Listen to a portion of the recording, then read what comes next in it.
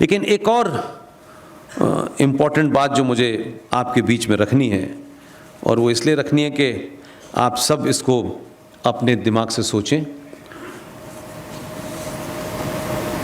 ये ऐसा, मतलब मुझे लगता है कि ये इतनी बड़ी सीक्वेंस है मेरे पास, लेकिन इसको कभी मैंने पब्लिक डोमेन में बात करते नहीं देखा। या तो लोग डरते हैं, एक पर्टिकुलर पार्टी तो नहीं करेगी, बाकी लोग भी करते हैं तो बहुत, या तो वो भी शामिल हैं, वो भी नहीं चाहते कि बस हम विरोध करें, बस यहाँ तक करें, उससे आगे न करें। 25 फरवरी 1968, ये डेट याद है किसी को? कोई ऐसी डेट नहीं है कि जिससे बड़ा कोई ऐतिहासिक काम हुआ, लेकिन ये राजनीतिक घटनाओं का एक सीक्वेंस है, इसलिए बहुत ज़रूरी है। 25 फरवरी 1968 में राजीव गांधी की शादी हुई थी। आपको लगेगा कि राजीव गांधी की शादी से हमें क्या लेना देना, लेकिन मुझे बहुत कुछ लेना देना है, इसलिए बता रहा हूँ। 19 जून 1970 को इस शादी से देश का महान वैज्ञानिक पैदा हुआ था जो आलू से सोना बनाता है।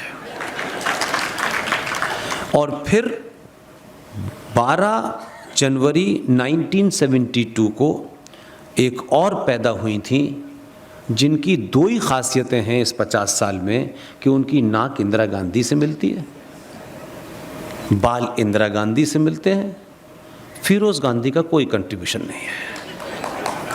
वो पैदा हुई, उनका नाम है प्रियंका गांधी। मैं जो बात अपनी रखना चाहता हूँ, इसलिए मैंने ये बातें आपको कहा कि ताकि सीक्वेंस ठीक रहे। 23 सितंबर 1974 को संजय गांधी की शादी हुई। 13 मार्च 1980 को वरुण गांधी का जन्म हुआ। 22 जून 1980 को मेरे घर से पास में एक जगह है जिसे सफदरजंग एयर क्लब या एयर ऐसे करके कुछ है, वो flying club, sorry. Sanjay Gandhi सुबह सुबह निकल के रोज़ की तरह जाते हैं और सफदरजंग फ्लाइंग क्लब में जिस फ्लाइट को वो उड़ा रहे थे, वो फ्लाइट उड़ी, फिर उसका मशीन कैसे ख़राब हुई और उस दुर्घटना में संजय गांधी की मौत हो गई। इतना बड़ा, इतना इम्पोर्टेंट आदमी, उसकी मौत हो गई जिस आदमी ने इंदिरा को अकेले सत्ता पे दोबारा से स्थापित किया हो। इसकी आज तक कोई पोस्टमार्टम रिपोर्ट नहीं आई है, ऑफिशियली बता रहा हूँ मैं। 28 मार्च 1982 को 2 साल के वरुण गांधी के साथ में मेनका गांधी को एक सफदरजंग एनक्लेव, एक सफदरजंग मार्ग जिसमें प्राइम मिनिस्टर रहता था, उस घर से मेनका गांधी और उसके 1.5 साल के बच्चे को सड़क पे फेंक दिया। जाइएगा, टाइप कीजिएगा, हिंदुस्तान टाइम्स की इतनी बड़ी तस्वीर है। कौन था इंदिरा गांधी के साथ में? 31 अक्टूबर 1994 को सुबह 9:30 बजे श्रीमती इंदिरा गांधी का एक इंटरव्यू फिक्स था जो एक विदेशी मीडिया लेने आया था।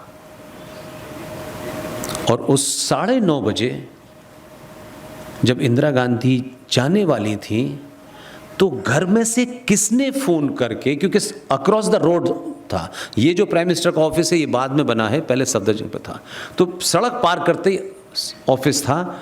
किसी ने घर से फ़ोन किया कि मैडम 15 मिनट बाद आएंगी।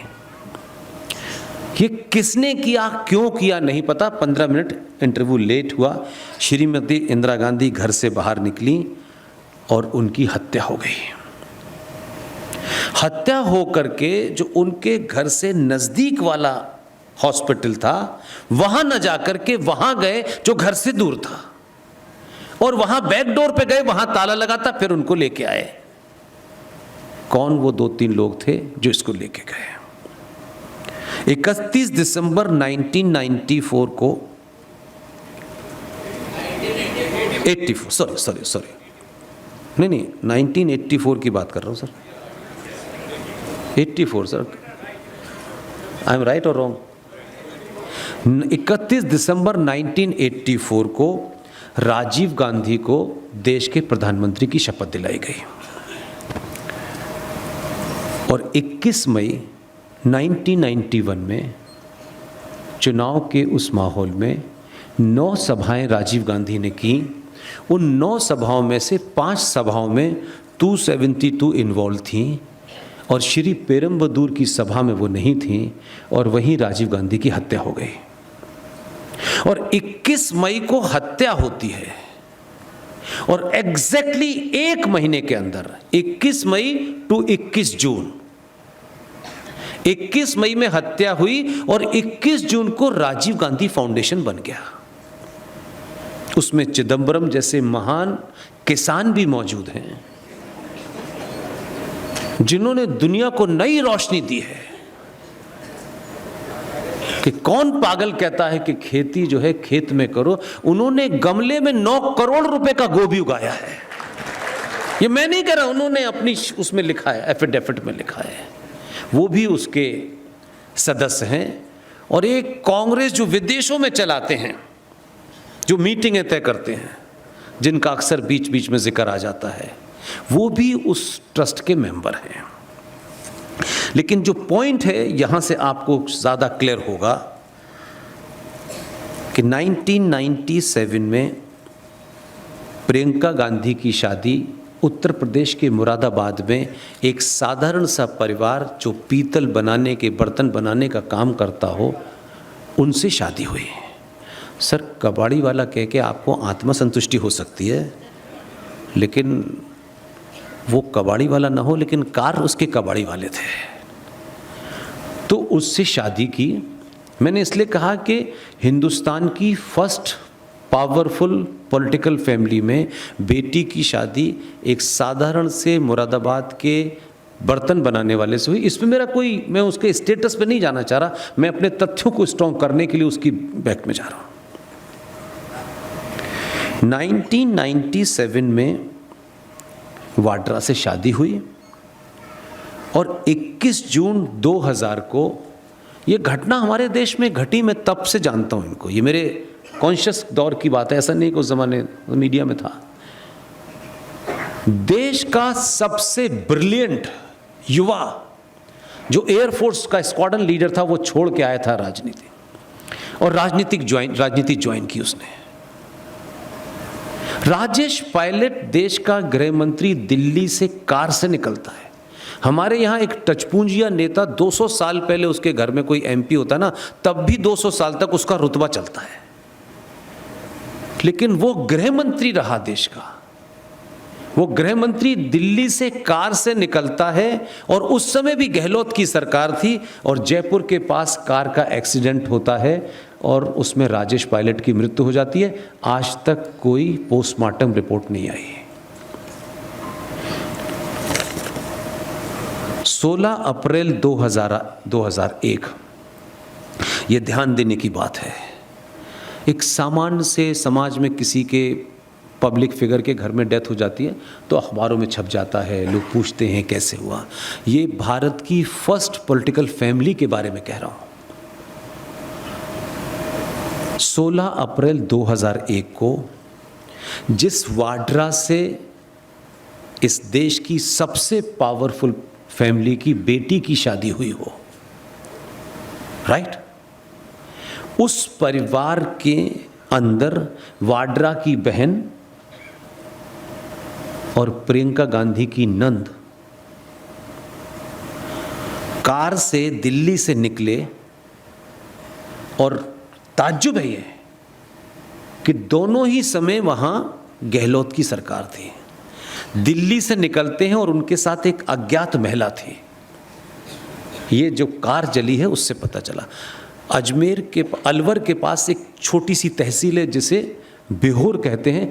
कार में आग लगी और वाड्रा की बहन और वो अज्ञात महिला जल के मर गई। आज तक कोई पोस्टमार्टम नहीं है, कोई एफआईआर नहीं है। तब भी गहलोत की सरकार थी। 30 सितंबर 2001 इस देश का एक ब्रिलियंट लीडर, राजा परिवार से आने वाला पढ़ा लिखा आदमी, साफ सुथरा आदमी, नए प्लेन से उसमें 4 बड़े पत्रकार बैठे हुए थे, जिसमें आज तक का भी एक पत्रकार था, गोपाल नाम का एक कैमरामैन भी था। दिल्ली से प्लेन, चार्टर्ड प्लेन उड़ता है और उत्तर प्रदेश का बॉर्डर क्रॉस करते ही मैनपुरी नाम की एक जगह है, उसके ऊपर एक धमाका होता है और माधवराव सिंधिया की मौत हो जाती है। Not a single inquiry constituted till today. हो गया, खत्म हो गई कहानी। 2003 प्रियंका गांधी के देवर, जिनका नाम है रिचर्ड वाड्रा, ये 2003 की घटना है। आप में से बहुत सारे लोग दिल्ली गए होंगे। दिल्ली में ग्रीन पार्क एक जगह है, उस ग्रीन पार्क का एक मेट्रो स्टेशन भी है। वहाँ एक मार्केट बना हुआ है, बहुत ही टिपिकल मिडिल क्लास टाइप का मार्केट, जहाँ छोटी छोटी चीज़ें होती हैं। क्योंकि मेरा घर वहाँ से 200 मीटर की दूरी पर है, तो मैं अक्सर वहीं से निकलता हूँ। उस मार्केट के एक छोटे से 6 बाई 6 या 10 बाई 10 का कमरा मान लीजिए, बहुत बड़ी चीज़ होगी। उस 10 बाई 10 के कमरे में वाड्रा का भाई रिचर्ड वाड्रा फंदे पे लटका मिलता है, पंखे पे। कोई खबर सुनी थी कभी आपने? कोई सुना कभी कि कुछ ऐसा हुआ है? ये फर्स्ट फैमिली की बात कर रहा हूं, किसी ने इस पर सवाल नहीं उठाया। लेकिन इन तथ्यों को, इस जितनी मैंने घटना बताई हैं, इसमें एक पॉइंट ऐसा आएगा जिसमें मेरा कंट्रीब्यूशन नहीं है, वो मैं इसलिए आपको बताना चाहता हूं ताकि आप आसानी से उस बात को समझ सकें। इस घटना के बाद में देश के एक जाने माने पत्रकार, अंग्रेजी के पत्रकार, जिनकी क्रेडिबिलिटी के ऊपर कोई सवाल, हो सकता है वो राइट विंग को बहुत ज़्यादा सूट नहीं करते थे, लेकिन जर्नलिस्ट बहुत बड़े थे। उनका नाम था विनोद मेहता, और एक मैगजीन निकालते थे वो आउटलुक। विनोद मेहता में यह हिम्मत थी, जबकि वो थोड़ा कांग्रेस लीनिंग के थे, वो एक अलग बात थी, वो किसी का भी निजी मामला हो सकता है, लेकिन खबरों के साथ टेम्परिंग नहीं करते थे, क्योंकि हम लोग सब उनसे निजी तौर पर उनको जानते थे। रिचर्ड वाड्रा के सुसाइड के बाद ये उनको शायद कुछ लगा होगा, वो अब इस दुनिया में नहीं है। उन्होंने रिचर्ड वाड्रा के बाप राजेंद्र वाड्रा को अपने ऑफिस बुलाया और उनके साथ एक इंटरव्यू किया। जिस तरफ मैं ले जाना चाहता हूं, वो विनोद मेहता साहब अपनी बातों से राजेंद्र वाड्रा को उधर ले गए और सवाल जवाब उन्होंने किए। और आज भी आप चले जाइए, वो मैगजीन उस पर अवेलेबल है। उस मैगजीन के इंटरव्यू की हेडलाइन क्या थी? उस इंटरव्यू की हेडलाइन थी, I don't scared of any Italian mafia, Rajendra Vadra. Hindi में वो ये कहते हैं कि मैं किसी इटालियन माफिया से नहीं डरता। ये राजेंद्र वाड्रा के इंटरव्यू की हेडलाइन थी, जो विनोद मेहता जैसे कद्दावर जर्नलिस्ट ने लिया। और उनके इस इंटरव्यू देने के चंद दिन के बाद उसी यूसुफ सराय से थोड़ी दूर एक होटल में उनके गले के अंदर लोहे की चेन बंधी हुई थी और उनकी हत्या हो चुकी थी। ये न खबर बनी, न इसकी इंक्वायरी हुई, लगातार लाइन से मौतें हुई, लेकिन खबर आई और दूसरे दिन समाप्त हो गई। लेकिन उसी परिवार में एक महिला जीवित है। जानते हैं कौन? हाँ? वाड्रा की मां। आप कह सकते हैं वो कौन है? वाड्रा की मां हिंदुस्तानी नहीं है, वो किसी दूसरे देश की नहीं। उसके अलावा पूरा खानदान समाप्त हो गया। आज तक कोई पूछने वाला नहीं है कि कैसे हुआ। लेकिन वो प्राइम मिनिस्टर भी नहीं थी, वो सब कुछ भी नहीं थी। उसके बावजूद राजीव गांधी की जब हत्या हुई, तो राजीव गांधी किसी के पति हो सकते हैं, लेकिन राजीव गांधी देश के प्रधानमंत्री थे, तब भी आज तक इंक्वायरी नहीं हुई। लेकिन वो मैडम गई और उनके अंदर अपार समुद्र आग उनका जागने लगा और उन्होंने जिन लोगों ने राजीव गांधी की हत्या की थी उनको माफ़ कर दिया। सुप्रीम कोर्ट भाड़ में जाए, देश के प्रधानमंत्री की हत्या हो गई वो भाड़ में जाए, उन्होंने माफ़ कर दिया तो उनको छोड़ दिया गया। ये इस देश में वो घटनाएं हैं जो कभी किसी ने न जानी न पढ़ी, लेकिन इसी तरीके की कुछ घटनाएं उस दौर में भी हुई जब हमारे पिताजी मौजूद थे। तो मेरा आपसे विनम्र निवेदन है कि आप आज भारत जिस मोड़ पे खड़ा है इसमें आप क्या कंट्रीब्यूट कर सकते हैं। ये मौका आपको 1000 साल बाद मिला है। इसलिए मेरा तेरा मेरी कोई, देख मैंने आपको पहले ही बता दिया, मेरा कोई पॉलिटिकल कनेक्शन कहीं दूर दूर तक नहीं है। मीडिया में था, इस्तीफा दिया, एक दिन लगा कि मैं कुछ करना चाहता हूं, मैं कर रहा हूं, मुझे कोई फर्क नहीं है। कोई बड़े से बड़ा संगठन हो, कोई बड़े से बड़ा आदमी हो, मुझे कोई फर्क नहीं पड़ता, क्योंकि मुझे तुमसे कुछ लेना ही नहीं है। I am not interested. इस समाज को, इस देश के बच्चों को इतना झूठ बताया गया है, इतना झूठ बताया गया है कि वो सच को अब झूठ मानने लगे हैं।